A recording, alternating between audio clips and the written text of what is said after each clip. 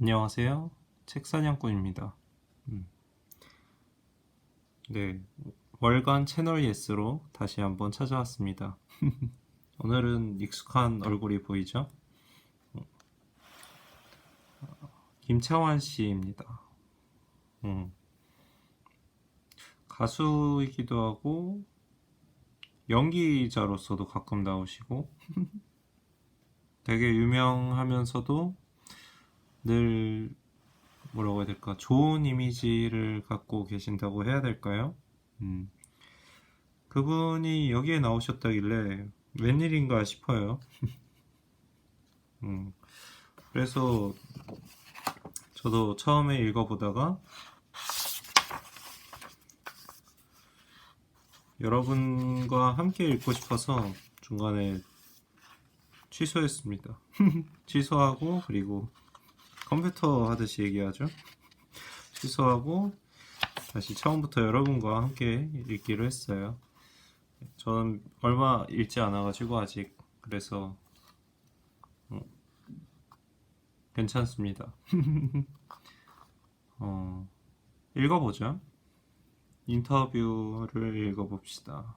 어떤 내용일지, 왜 인터뷰를 했을지, 그리고 아무튼 동시가 비상구처럼 보였어요. 은유의 늪을 빠져나온 거죠.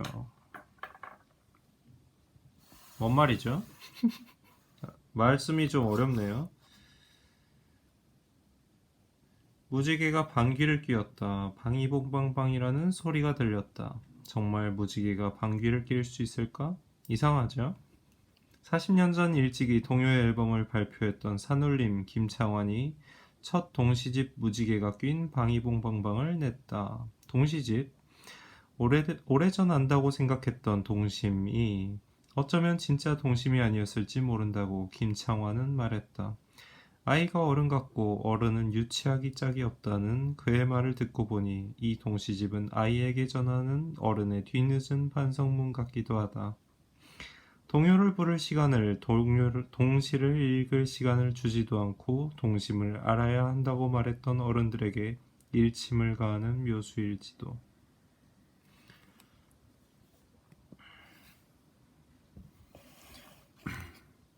출발력 같은 책. 무슨 말을 해야 할지로 시작하는 서문을 읽고서 김창완의 글이네 싶었습니다. 동시에 오늘 인터뷰는 무슨 말로 시작해야 할지 고민이 되더군요. 라임이 재밌죠? 서문을 쓰라고 하는데 뭔 말을 해야 할지 몰라서 그 말부터 쓰기 시작했어요. 이 책에 실린 시들은 길어야 한 편당 10분 정도 걸려서 썼어요. 머릿속에서 너무 오래 생각하면 말들이 윤색돼요. 멋있어야 하는데 같은 마음이 고개를 들죠. 이 뱀이 고개를 들기 전에 펜을 놓아야 해요. 스스로를 너무 검열하는 태도는 안 좋아요. 걸음망이 생기는 거니까요.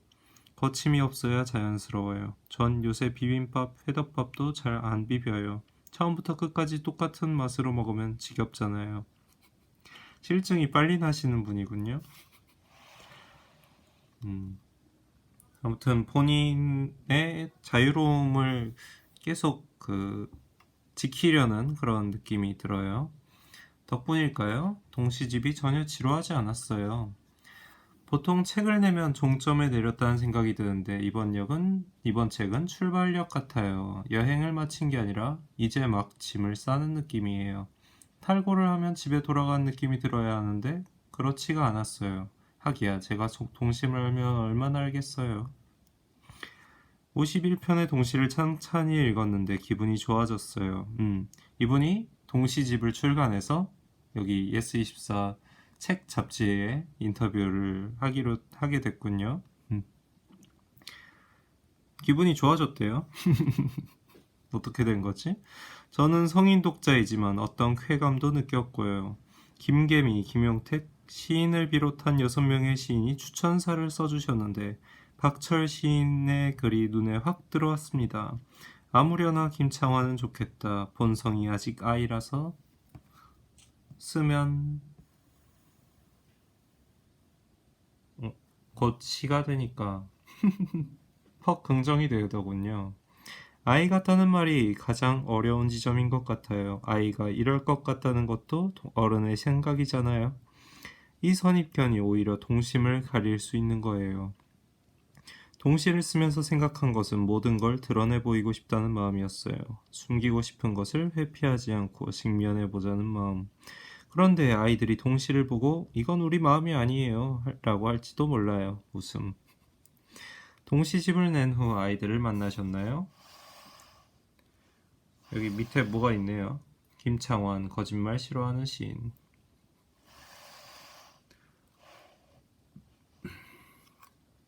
서울과 대구에서 북토크가 있었는데 부모들이 아이들을 데리고 왔어요. 느낌이 많이 달랐죠. 서울에서 만난 아이들은 굉장히 얌전히 가만히 앉아 있었는데 희가 3번 들어왔죠. 대구의 아이들은 아이스크림을 먹으면서 행사장을 막 돌아다니면서 저를 약 올렸어요. 웃음. 우리는 완전히 소통한 거죠. 개인적으로는 대구 아이들이 더 마음에 드셨던 것 모양입니다. 무지개가 낀 방이봉방방을 읽고 나서 한 번도 들지 않았던 생각이 들었어요. 거짓말을 안 하는 어른이 쓴 동시라서 다행이다. 거짓말을 잘하는 사람이 동시를 쓰면 안 될 것 같았어요. 동시만 안 쓰면 좋은가요? 그런 사람들은 정치도 안 하고 다른 것들도 안 해야죠. 확실한 문제의식이 있으시죠? 그렇네요. 동시까지 쓰면 화가 날 것 같네요. 제가 동심을 느낀 건 나이 50이 넘어서예요. 제가 뭘 좀 아는 줄 알았는데 착각이었죠. 물론 이 생각은 10년 후에 바뀔 수도 있어요. 지금 안다고 생각했는데 진실이 아닐 수도 있어요. 가볍고 유쾌한 시가 있는가 하면 의미를 곱씹을 시도 등장하고요. 이건 어른이 읽어야지 싶은 시도 자주 마주쳤습니다. 기자님이 책에 표시한 시들을 보니까 어른에게 대드는 시를 좋아하시네요. 어른들을 욕먹이는 시. 촌철살인이네요. 밖으로 표현하지 못한 욕망이 있었나 봅니다. 웃음. 독자들이 눈치를 채실지는 모르겠어요. 엄마가 숙제하라고 했는데로 시작하는 긴 제목의 시는 숙제하라고 했는데는 안 하고 싶다는 얘기겠네요. 긴 제목의 시는 형식. 이렇게 사진도 많이 있고요. 예스24 중고서점에 가시면 뭐라고 해야 될까? 얻으실 수 있습니다. 아니면 구입 아직은 요금을 달라고 하진 않는데 아무튼 한 권씩 가져가는 건 문제 없는 것 같아요. 뭐였죠? 앞에? 엄마가 숙제하라고 했는데로 시작하는 긴 제목의 시는 형식으로 내용을 표현하려고 했어요. 사람들이 재미있대요. 그런데 저는 심오하게 쓴 시예요. 정작 그 시는 심오하게 쓴 시였군요. 사람들에게 당신의 인생은 뭐냐고 물으면 언제 태어났고 어디 학교를 나왔고 무슨 일을 했는지를 말하잖아요. 이것이 자신의 인생 내용이라고 하면서요. 하지만 이게 곧 제목이라는 거예요. 인생 자체는 삶이에요. 각자의 제목이 다를 뿐 삶은 같은 거예요. 말이 엄청 어렵네요. 엄마가 숙제하라고 했는데 잠깐만 놀고 하려고 놀이터에 갔다가 미끄럼틀에서 넘어져서 이빨이 부러져 치과에 갔는데 의사 선생님이 어쩌다 이랬냐고 물어서 한 말. 뭐아요? 이가 빠져서 발음이 잘 안 되는 친구였군요.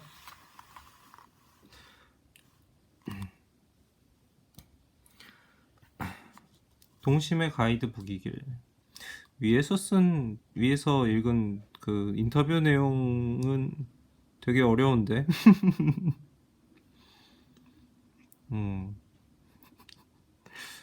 동시 자체는 되게 재밌어요. 제목 이야기를 해볼까요? 직접 정하셨다고요. 방이봉방방은 개가 뀌는 방귀 소리를 흉내내는 이성어입니다. 저는 개를 안 키워서 그런지 참 듣기 힘든 소리인데 어떤 개가 이런 방구 소리를 내었을지 참 궁금하네요. 여기서 개는 동시 받아쓰기에 등장하는 무지개죠. 걔 이름이 무지개인가? 무지개의 방귀는 해소를 의미하고요. 어찌됐거나 아이들에게 해방감을 주고 싶었어요. 방귀대장 뿡뿡이가 생각나네요. 역시 해방감을 주는 제목이었으려나? 숨기고 있는 것을 드러내서 하나의 경계를 허문다면 넓은 의미의 소통이 가능하지 않을까 하는 바람이었어요. 어른이 됐든 아이가 됐든 모두가 유쾌해졌으면 좋겠다는 마음으로 지은 제목이에요. 이 바람은 시인에게도 이루어졌나요? 글쎄요, 제가 삶으로서의 은유라는 책을 좋아해요. 곡을 쓰거나 연기를 하면서 은유 속에 빠지곤 하는데 그 은유조차도 틀에 갇힌 익숙한 은유일 때가 많아요. 나를 빗대어 하는 이야기하는 나를 빗대어 이야기하는 모든 은유가 충분히 익숙해졌을 때 동시가 비상구처럼 보였어요.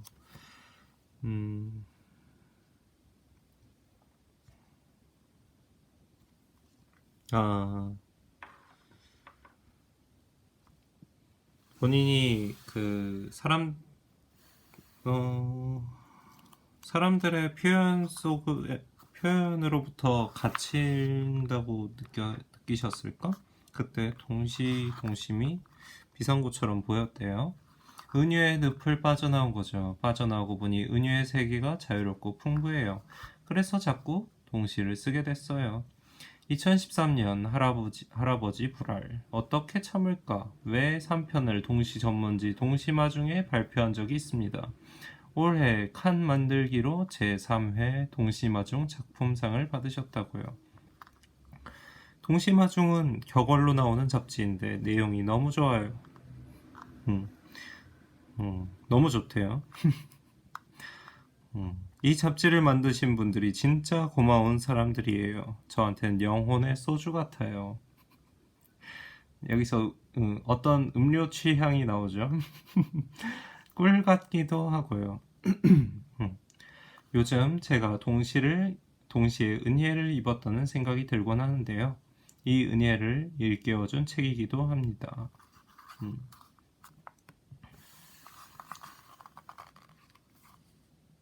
칸 만들기. 나는 지금부터 칸을 만들 거야. 네모네모네모네모네모네모네모네모네모.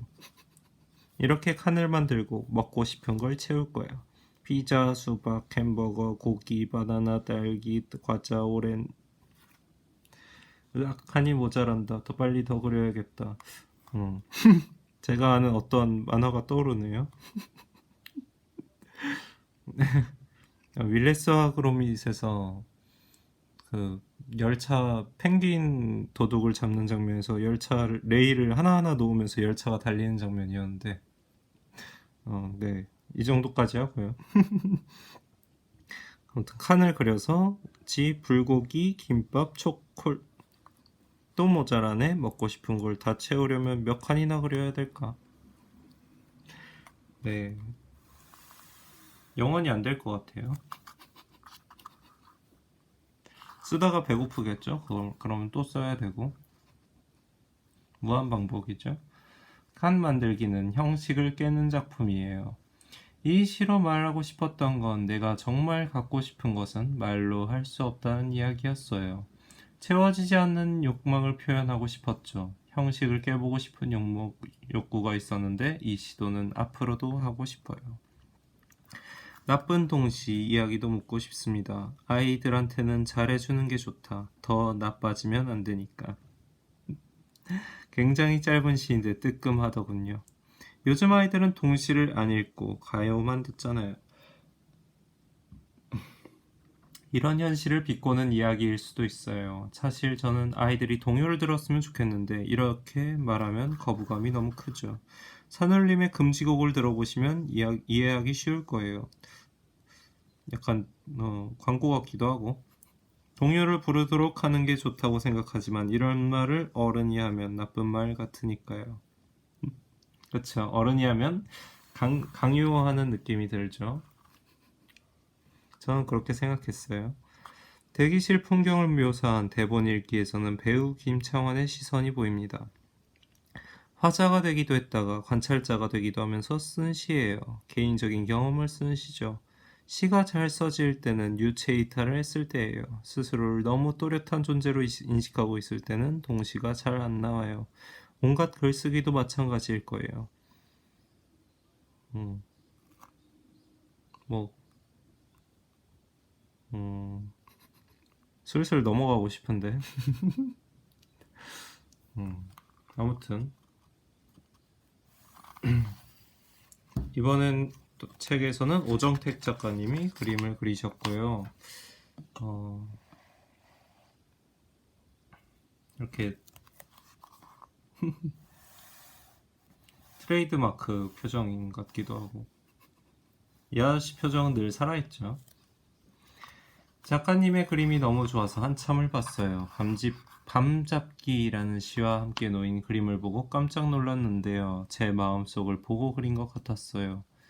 꾸미면 안 돼요. 안 꾸며도 안 돼요. 재밌죠?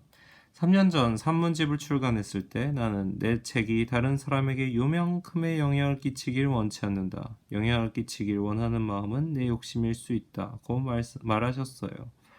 지금은 어떤가요? 동시를 통해 동심으로 건너가 보자는 이야기도 독자에게는 영향일 수 있는데요. 저는 이 책을 동심 가이드북이라고 말하고 싶어요. 나의 동심을 구경하라는 게 아니라 각자의 동심의 가이드북이길 바라는 거예요. 많은 분들이 산울림의 노래 기타로 오토바이를 타자를 사이버 세상으로 나아갑시다 라는 의미로 이해하는데요. 이 노래는 어떤 메시지가 있는 게 아니거든요. 그저 각자의 사이버 세상으로 가세요 라는 거예요. 같은 맥락이요. 어러리. 같은 맥락이에요. 그러니까 각자의 동심을 찾아가는 가이드북이군요. 왜 이렇게 멋있어지고 싶은지 모르겠어요 라는 말도 기억에 남아요. 이런 마음이 생기면 시를 쓰면 안 될까요? 그럼요, 이미 그런 거죠. 그러다는 말은 아이에게 안 좋은 말이긴 해요. 배우라는 직업은 멋있어져야 하잖아요. 꾸며야 하기도 하고요. 그건 맞는 말이기도 하고 틀린 말이기도 해요.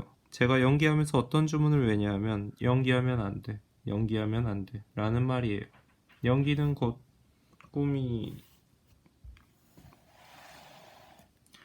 꾸미는 일이잖아요. 꾸미면서 연기하면 안 되는데 그렇다고 안 꾸미잖아요. 그럼 아무것도 안 돼요. 음, 웃음. 매우 애매한 거예요. 굉장히 어려워요. 이건 연기뿐이 아니에요. 노래를 부를 때도 마찬가지예요. 자신으로부터 떨어져서 그야말로 몰입이 됐을 때 나를 잊게 되는 경우가 있는데요. 감독이 컷을 외치면서 죽인다! 그거 할 때는 막상 제가 뭘 했는지를 몰라요. 반면에 제가 속으로 이거 좋은 표정일 텐데 생각하면 좋을 수가 없어요. 음, 본인이 좋다고 생각한 시점에서 좋음이 떠나갔나 보네. 예, 이상한 소리였고요. 노래도 마찬가지예요. 내가 노래를 잘한다고 생각하는 순간 그건 잘하는 노래가 아니에요. 그때는 공연장에 온 게 아니라 노래방에 온 거죠. 확실한 주관이 있으시죠? 현 시대를 생각해보면 동시는 거짓말 같기도 합니다. 그런데 솔직하지 않은 사람 있으면 안 되는 장르인 것 같기도 해요. 시인은 솔직해지려고 노력해야 할까요? 솔직해져야 한다고 생각해요. 왜냐하면 어른들이 거짓말을 너무 많이 해요. 자신이 거짓말을 하고 있다는 것도 모르는 상태에서 거짓말을 하죠. 어른들이 가장 자주 하는 거짓말은 진짜 사는 게 고달파라는 말이에요. 실제로 정말 그런가요? 자문해봤으면 좋겠어요. 우리가 살다 보면 진짜 고달플 때가 있어요. 하지만 매일 그런가요? 한 끼를 굶었다고 그것이 엄청난 비극일까요? 우리가 인생을 과연 정확하게 보고 있는가 스스로 기만하고 있지는 않은지 생각해 봐야 할 것 같아요. 현실적으로 자신의 상황을 볼 필요가 있어요. 시집은 자주 읽으시나요? 손에 잡히는 대로 닥치는 대로 보고 있어요. 오, 왕성하죠? 무명 시인의 것이라도 작품이 좋네 싶으면 읽어요. 예전에는 과학책을 많이 봤는데 요즘은 테드를 더 많이 봅니다. 요즘 관심사는 무엇인가요? 컴퓨터 윤리에 관심이 많아요. 자율자동차 시대가 왔을 때 사고가 나면 100% 사람의 과실로 판단이 날 거 아니에요? 또 의료 문제도 많아질 거예요. 사람들은 의사를 안 믿겠죠. 이런 여타 문제들이 발생할 때 옳고 그름이 어떻게 판명이 날 것인가, 윤리 기준을 어떻게 잡아야 하는가, 이런 문제에 관심이 가요. 이 인터뷰를 아마도 어른들이 보겠죠. 동심을 잃고 싶지 않은 마음이 있다는 것 그조차 귀한 생각이지 않을까 싶어요. 아이 속에 어른이 있고 어른 속에 아이가 있다고 생각해요. 어른 같은 아이가 있다는 생각은 하지 않았으면 좋겠어요. 아이인 어른, 어른인 아이가 한 몸이 됐으면 좋겠어요. 제가 무지개를 깎인 방이봉방방으로 허리띠를 매줄 테니 어떤 건 어른 모습이고 어떤 건 아이 모습이다. 이 정도로 생각하면 어떨까요?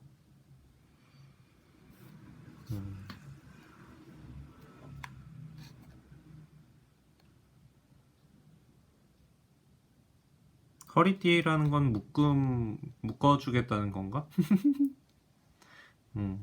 아이인 어른하고 어른인 아이를 하나로 묶어주겠다. 그런 식으로 이해해야 되나? 이거는 책이고요. 인터뷰 잘 봤습니다. 그리고 이거는 짧은 소설이라고 하고요.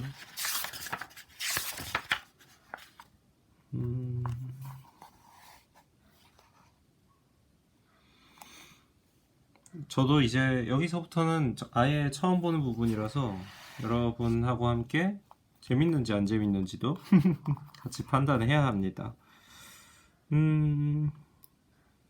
네, 뭐 오랜 습속마저 부수는 책 읽기. 저는 이 책을 반복해서 읽습니다. 지금까지도. 저는 반복해서 읽는 거에 대해 굉장히 호감이 있기 때문에 아마 이 책인 것 같고요. 청춘의 커리큘럼 공부하는 삶. 아무튼 뭐 올리겠습니다. 근데 지난 편을 이어서 얘기하는 건 좀 그런데. 자, 그럼 빨리 읽어보죠. 그쪽, 그쪽. 흔들리려나? 뭐 독자가 되어야 된다. 독서법은 좀 이런 건 별로다. 책 읽는 삶에 대해서 얘기하고 싶대요. 토마스 아퀴나스의 계승자이자 수도사였던 세르티앙주 질베르 세르티앙주가 펴낸 공부하는 삶, 격조 있는 문장으로 쓰인 공부에 관한 책입니다. 네, 공부에 하는 삶의 본질적인 강령과 공부법에 관한 실용적 조언 사이에는 단호하면서도 사려 깊은 문장들이 자리 잡고 있습니다. 이 문장에 깃든 저자의 신념과 태도가 독자를 매우 성공적으로 설득해내고 있습니다. 20년에 초판이 출간되었고, 뭐 번역본이니까 그런 거죠. 상업적으로도 성공을 거두었습니다. 이 책의 단점도 짚고 넘어가야 할 것 같습니다. 이 책에는 종교적 신념이 과도하게 전제되어 있으며 특히 가부장적 편견이 곳곳에 투영되어 있습니다. 이게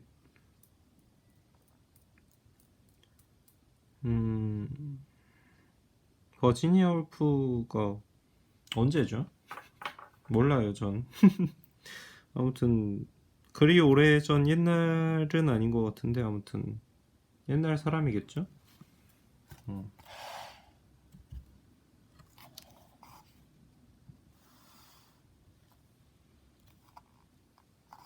아무튼 이런 대목이 있어서 좋대요. 읽기와 공부가 정신과 삶이 되게 하라. 내 생각에는 이것이 책 문제에서 핵심이다. 책은 신호, 자극제, 조력자, 기폭제다. 책은 대체물도 아니고 속박하는 사슬도 아니다. 우리의 사연은 우리 자신이 되어야 한다. 책을 읽을 때 저자는 목표가 아니라 출발점이 되어야 한다.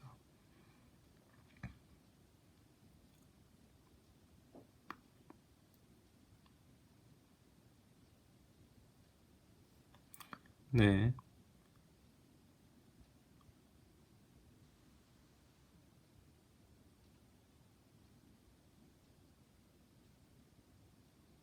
그 서양에서 한 가지 그 중요한 맥락 중 하나가 서양 사유의 서양 생각에 나 자신을 알라라는 게 있어요. 그리고 나 자신을 아는 것이 대단한 것이다라는 이런 그 뭐라고 해야 될까? 기본적인 패러다임이 있어요. 그런 느낌으로 읽히고요.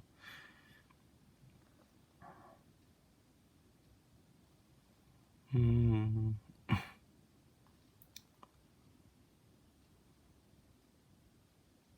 아무튼 뭐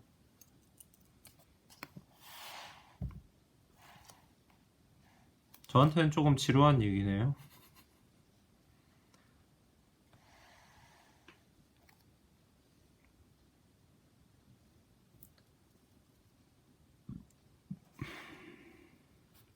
넘어가겠습니다. 이스라 씨에 대한 얘기는 그 매달 나오는데 전 사실 지금까지 읽은 적이 없거든요.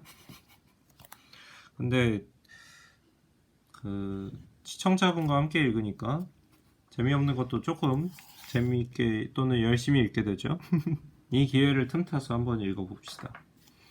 이스라엘 매일 뭐라도 옆에 부제목이 여기 이쪽에 있는데 잠들기 전까지 웃긴 얘기를 해줄 것. 자, 대학에서 신문방송학을 전공하고 졸업했으나 나는 신문도 방송도 잘 모른다. 부전공은 영어학이었다. 내가 영어학과에서 학위를 땄다는 사실이 가끔 우스꽝스럽게 느껴진다.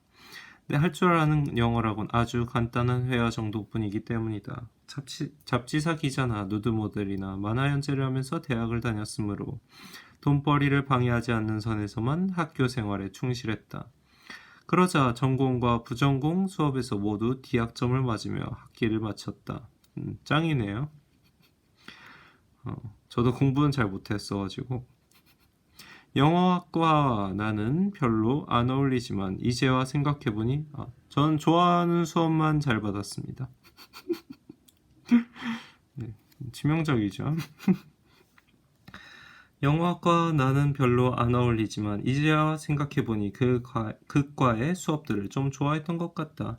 영어는 내 귓가 바깥만을 흐릿하게 맴돌았다.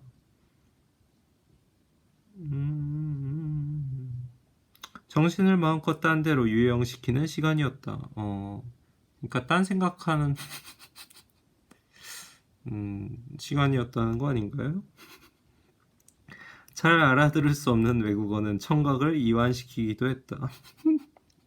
큰일이죠. 청각 이완용 강의를 네, 그렇죠.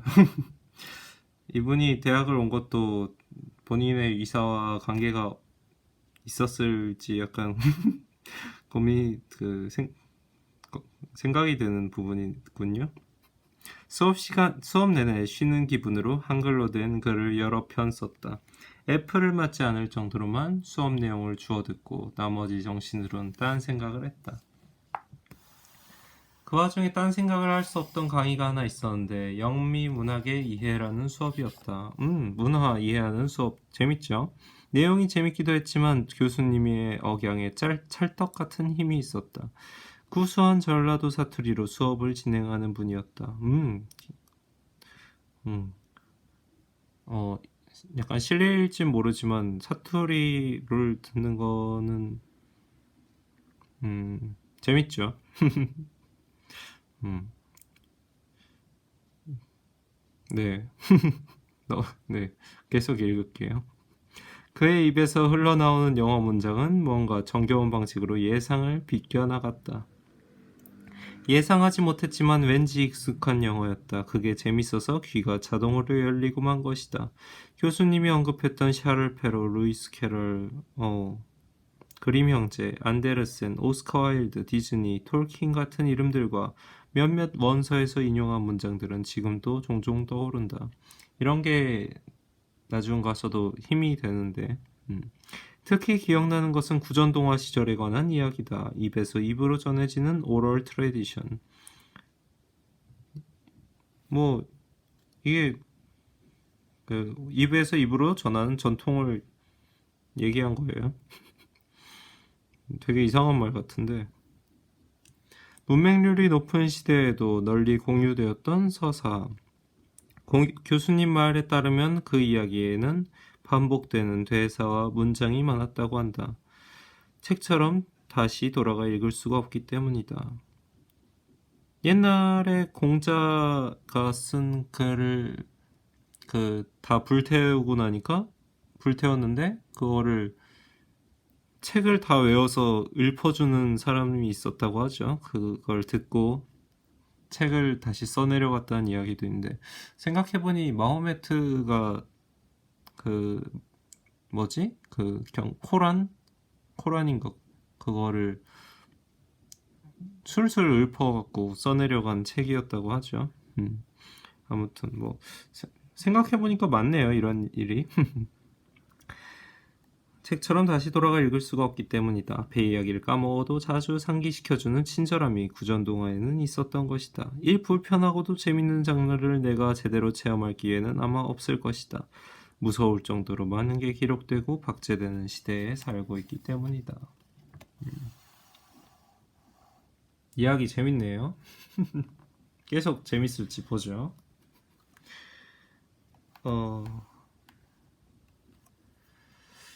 글자가 작아서 불편하실 수도 있을 것 같아요.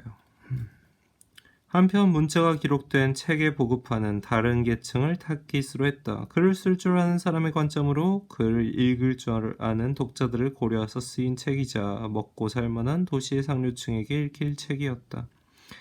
17세기 프랑스 작가들이 주로 쓴 것은 동화였다고 한다. 살롱에서 차 한잔 마시며 수다 떨 여유가 있는 사람들이 읽었다. 주로 도덕성이 매우 강조되는 이야기가 많이 나왔다. 심지어 책 마지막에는 모랄이라는 항목도 붙어 있었다.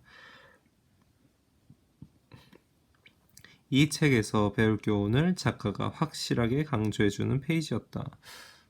우리나라도 옛날에 어떤 뭘 얘기하건 뒤에 교훈 땡땡땡 그랬던 것 같은데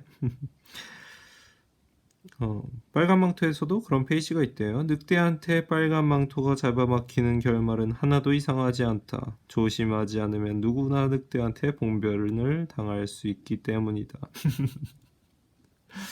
예, 호랑이한테 물려가도 잡아먹힌 사람들은 이상하지 않다. 왜냐하면 정신을 똑바로 차리고 있지 않았을 것이기 때문이다. 네, 뭐 그런 느낌인데 대략 이런 식의 내용이었으며 정확히는 근처에 있는 이웃집 남자를 경계하라는 암시였다. 그 시대 부모들은 가정교육의 일환으로 딸들에게 빨간 망토를 익히기도 했다고 한다. 당시의 윤리상을 동화책 뒤에 딸린 모랄트 페이지에서 짐작할 수 있다. 이후 그림 형제가 쓴 빨간 모자는 비교적 전복적이지만 어쨌든 성인 남자의 결정적 위협이나 도움이 이야기를 장악한다는 점은 비슷하다. 이야기가 달라져 온 역사에 관해 쓰려면 세상에 나온 이야기만큼의 분량이 또 필요할 것이다.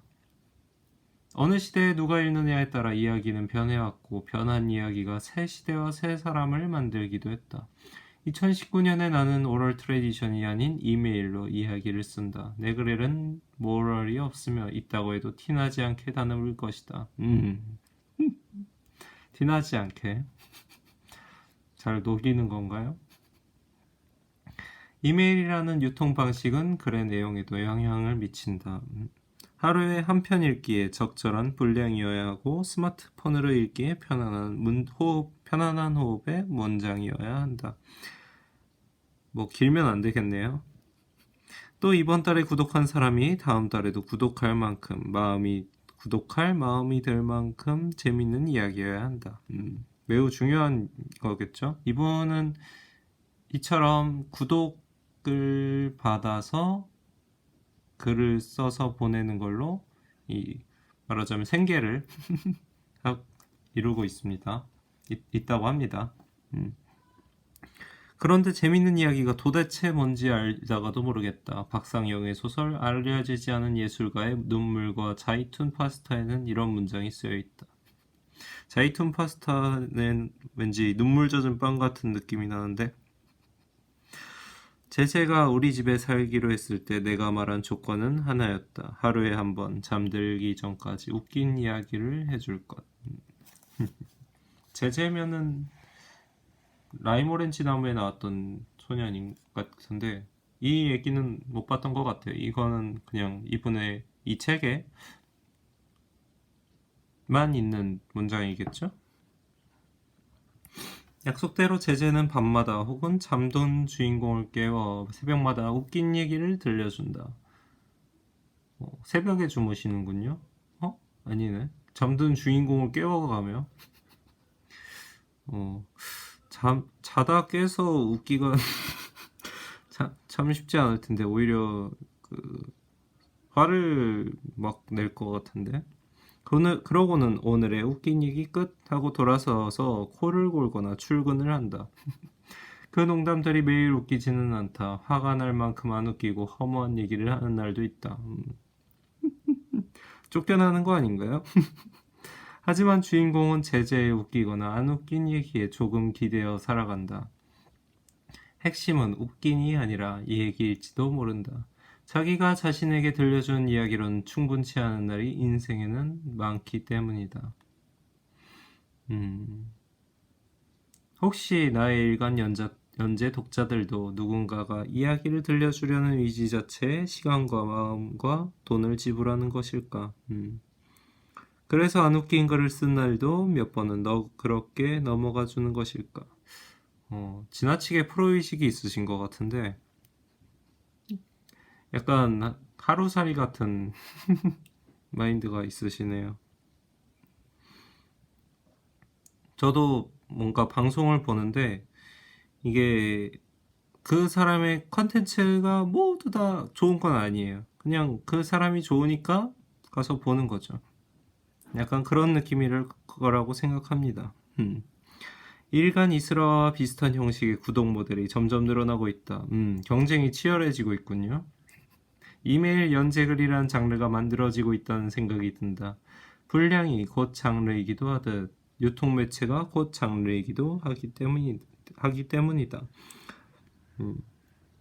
뭔 소리지? 수많은 일간 연재자가 다들 어디서 무슨 이야기를 지어내고 있을지 궁금하다. 최대한 재밌는 이야기를 준비할 테니 자정즈음 만나자는 약속을 건네놓고는 나처럼 초조한 하루를 보내지는 않는지도 궁금하다. 웃긴 얘기를 굳은 얼굴로 완성하고 있을지 모르는 그들의 건투를 빈다. 견제인가요?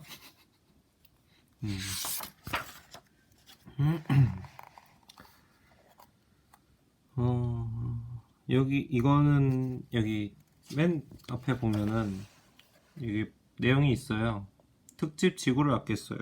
아직까지 못 본 것 같고 인터뷰 권여선 맥바넷 네, 이름 가지고 장난치는 건 혼나죠. 노명호의 니은 서점 이야기 뭐 이렇게 있는데 노명호의 니은 서점 이야기가 여기 있는데 순도쿠의 은신처라고 해서 약간 일본 쪽의 서점은 굳이 제가 보고 싶진 않은데 아무튼 뭐 아직 정체를 모르겠으니까 니은 서점은 또 우리나라 한글의 글자잖아요. 니은이 글자라고 해야 되나? 글자죠. 글자들이 합쳐서 우리 글이 되는 거니까 단어, 음절, 한음절. 그치. 읽으려고 책을 사기도 하지만 책을 사는 기쁨을 누리기 위해 책을 사기도 한다. 호갱 아닌가요? 요새는 흑우라고 하죠. 운매하는 까만 소들. 네. 프랑스 파리의 서점 셰익스피어 앤 컴퍼니는 이제 모르는 사람이 없을 정도로 유명해졌다. 꽤 많은 영화에도 등장했다. 비포 선셋의 주인공 제시와 셀리는 셰익스피어 앤 컴퍼니에서 재회하며 오스트리아의 빈에서 끊어진 줄 알았던 사랑의 끈을 이어간다. 네. 그러니 비포 선셋의 팬에게 셰익스피어 앤 컴퍼니는 파리에 간다면 당연히 들러야 할 성지 중 하나이다. 파리를 흠모하는 우디 앨런 감독은 아예 파리의 벨 에포크에 대한 자신의 동경을 헌정하려고 영화 미드나잇 인 파리를 만들었는데 당연히 이 영화에서도 이 서점이 등장한다. 전 지구적인 서점의 위기 속에서도 셰익스피어 앤 컴퍼니는 이른바 해리포터 서점으로 알려진 포르투갈 포르투에 있는 렐루 서점과 더불어 글로벌 핫플레이스가 됐다. 이런 얘기를 왜 하죠, 지금? 굉장히 의문이 드는데. 불만을 갖기 전에 빨리 그 본론을 얘기하는 게 좋을 거예요. 네. 제가 아무것도 아니기 때문에 이런 얘기를 할 수 있는 거죠. 셰익스피어 앤 컴퍼니의 인기는 인스타그램에서도 확인된다. 해시태그 어쩌고 사진 많고 게시물도 많고 그렇다고. 예, 언제 얘기하죠? 니은 서점? 불만이에요.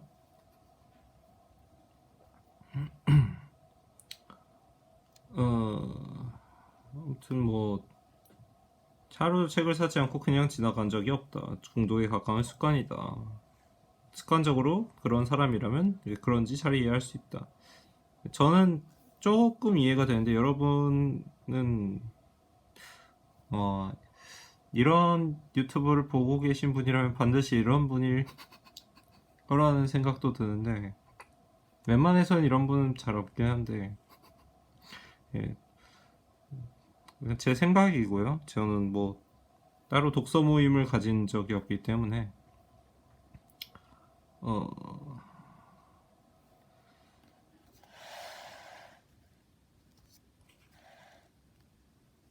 니은 서점의 마스터 북텐더 또한 바텐더가 아니라 북텐더네요. 예. 네. 입조심. 니은 서점의 마스터 북텐더 또한 서가에 꽂혀있는 책을 모두 다 읽느냐는 질문을 꽤 자주 듣는다.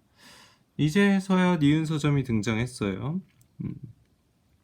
그래서 이분은 이렇게 답한대요.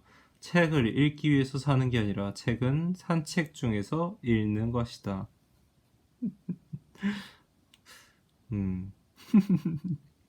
그 서점분 관계자분들은 굉장히 좋아할 말인 것 같아요. 누가 제일 먼저 이 근사한 답을 생각해냈는지 모르지만 정말 환상적인 자기 방어 논리이다. 놀리는 건가요? 아무튼 뭐 오타쿠 대신 쓴도쿠라고 읽어낼 수 있는 책보다 더 많은 책을 사는 습관.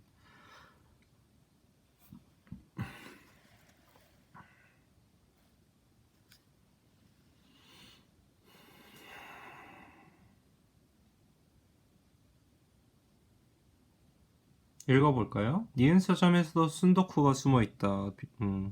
같이 읽죠, 그냥. 읽기가 조금, 네. 힘든가? 서점 근처에 산다.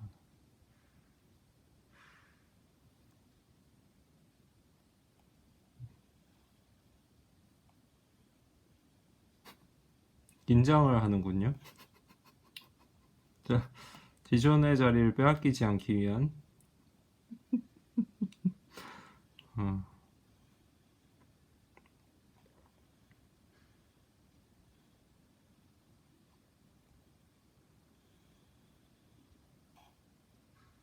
오, 자기 편으로 만들었어요.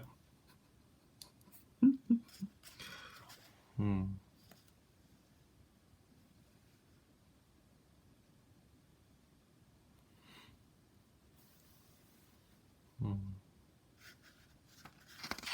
별 얘기는 아니었어요.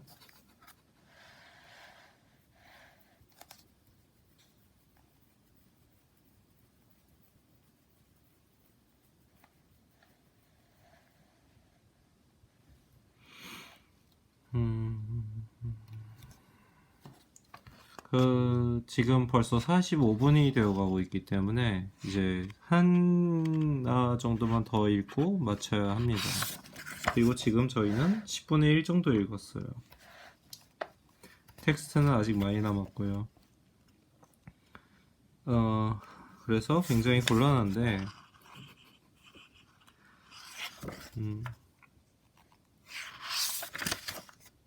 지구를 아꼈어요.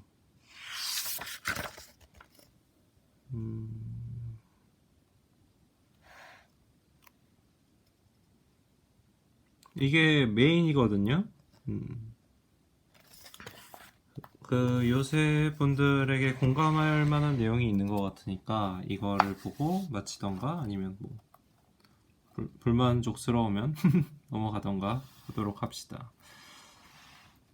방마다 공기청정기를 두고 싶은 어느 미니멀리스트의 고백. 방마다 공기청정기를 두는 사람은 미니멀리스트라고 할 수는 없죠. 자기만족적인 자기 호칭이죠. 환경을 위해 지금 내가 할 수 있는 최선은 무엇일까? 무엇일까를 길게 말했네요.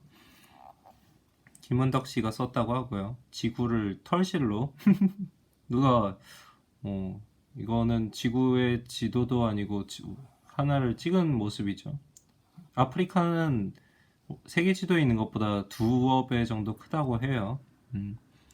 약간 이거는 사람들의 아프리카를 작게 그리려는 심리가 반영되었다. 뭐 그런 식의 생각도 드는데 아무튼 앞으로의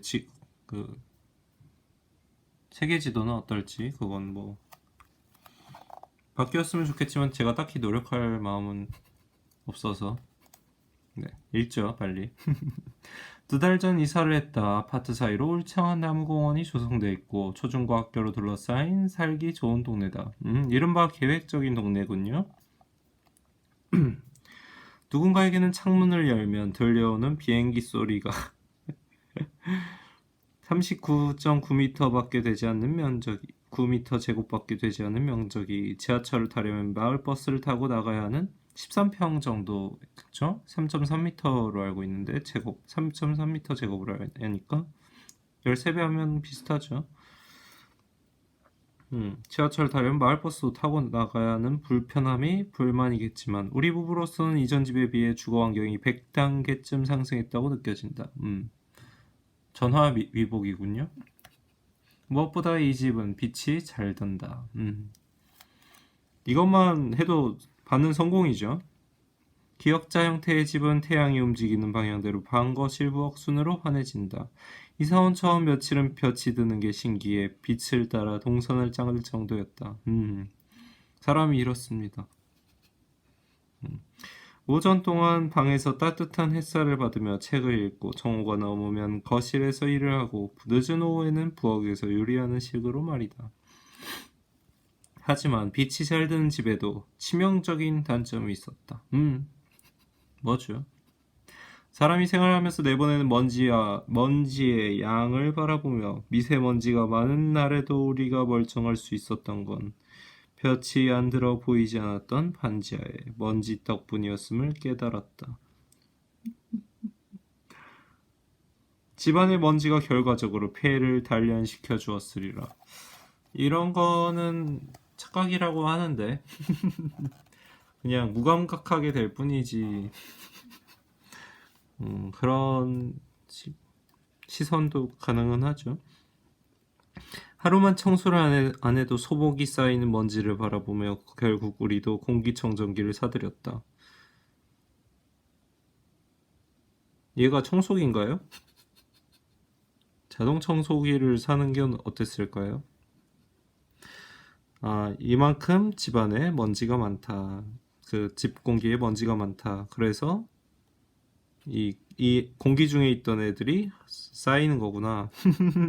그래서 공기청정기를 샀군요. 네, 이제 이해를 했습니다. 새로운 물건 하나를 집안에 들이기 위해선 적어도 반년, 길게는 1년 정도 숙고한다면 이번 공기청정기는 최단 시간 안에 입성한 셈이다.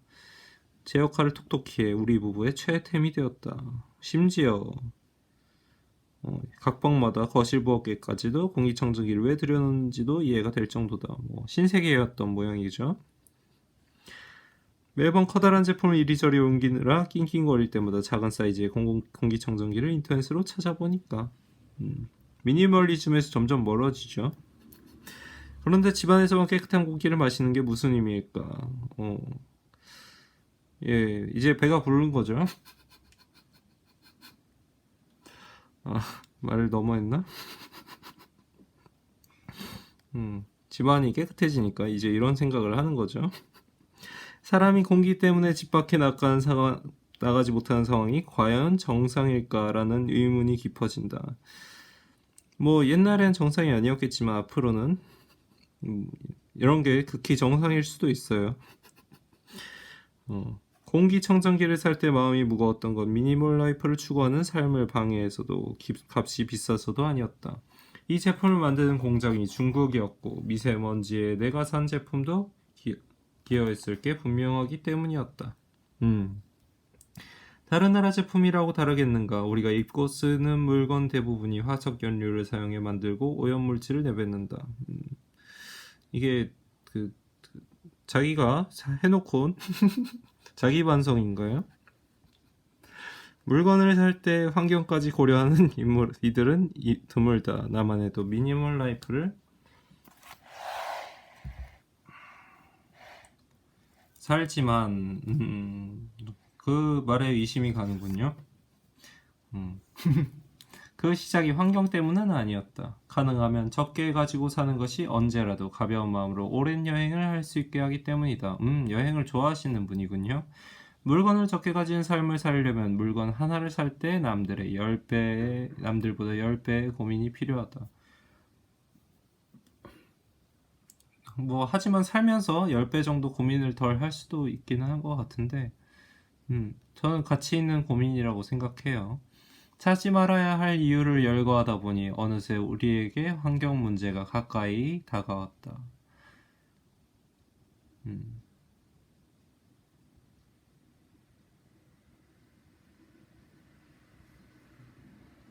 이걸 보니까 제가 얼마 전에 읽은 책의 내용이 생각나는데 거기에서 집중이란 것은 뭔가 하나에 막 하는 게 아니라 하지 말아야 될 것들을 소거하는 거라고 해요. 뭐 연결이 딱히는 안 되는데 지금 저는 늘 시간에 쫓기기 때문에 그냥 읽도록 하겠습니다. 안 되면 빨리 빠져야죠. 그리고 미니멀 라이프의 본질은 에너지 낭비를 줄이는 것이며 불필요한 물건을 정리하고 물건을 적게 사면 이런 낭비를 막을 수 있다. 본인이 미니멀리스트라서 지금 안심하고 얘기하시는 건가요? 해마다 50도가 넘는 온도차를 경험하는 나라는 흔치 않다. 한국의 사계절이 아름답다는 말은 온도차가 심하지 않았을 때 이야기다. 저는 딱히 그렇게 생각하지는 않아요. 환경오염이 이대로 지속된다면 멈추고자 하는 노력이 다음 세대로 계속 미뤄진다면 우리는 앞으로도 숨쉬기 힘든 여름, 기나긴 겨울을 보낼 것이다. 비관적인 의견으로는 환경의 재앙을 막기에 늦었다는 이야기도 들린다. 여기에 미세먼지까지 더해졌다. 삶의 질을 결정하는 중요한 요소였던 날씨는 너무 당연한 것이 되어 사람들의 기억 속에 잊혀져 갔다.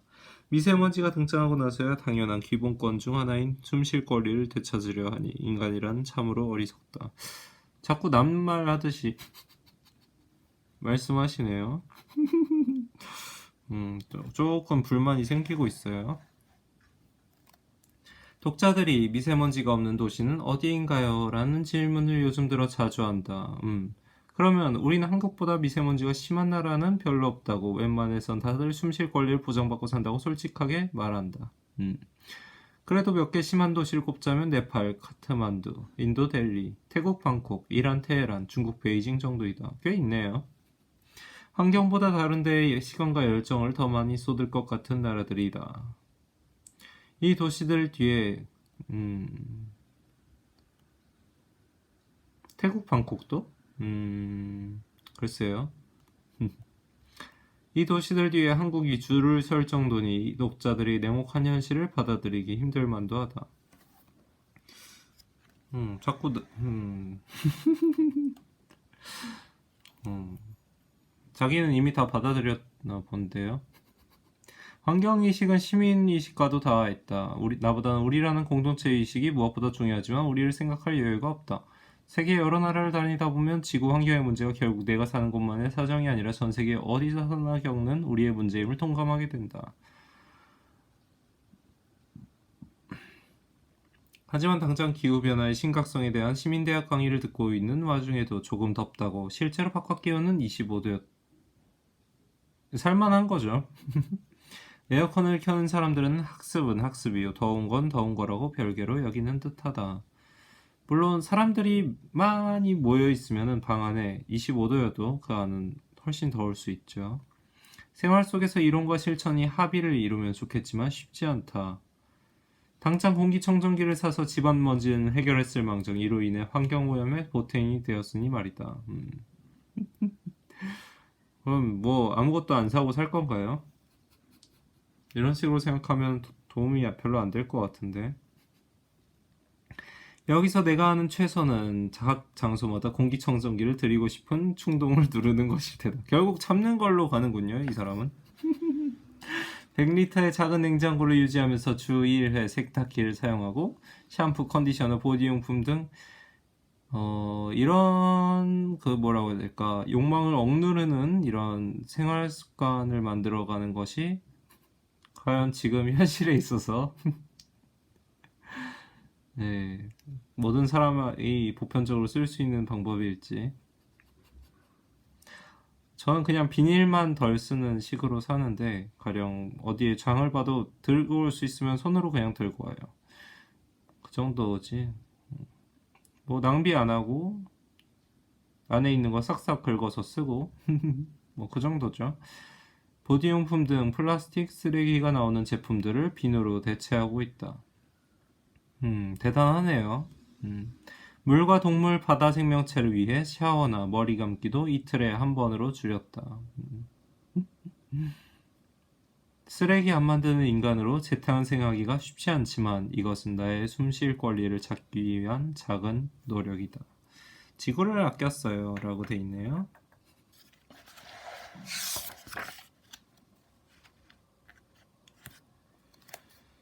자,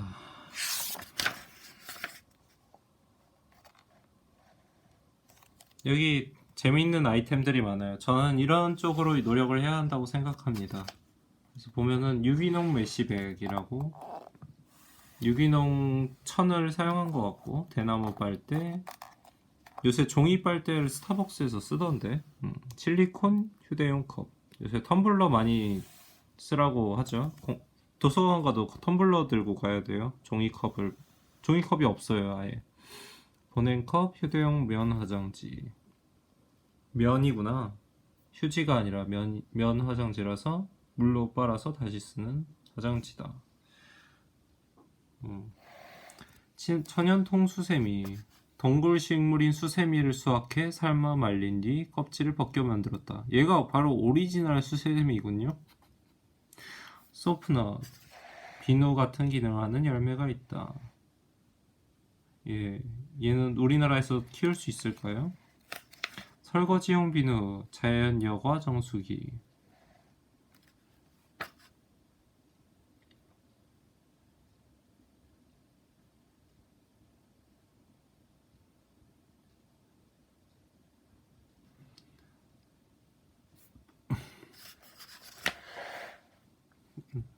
대나무 칫솔이군요.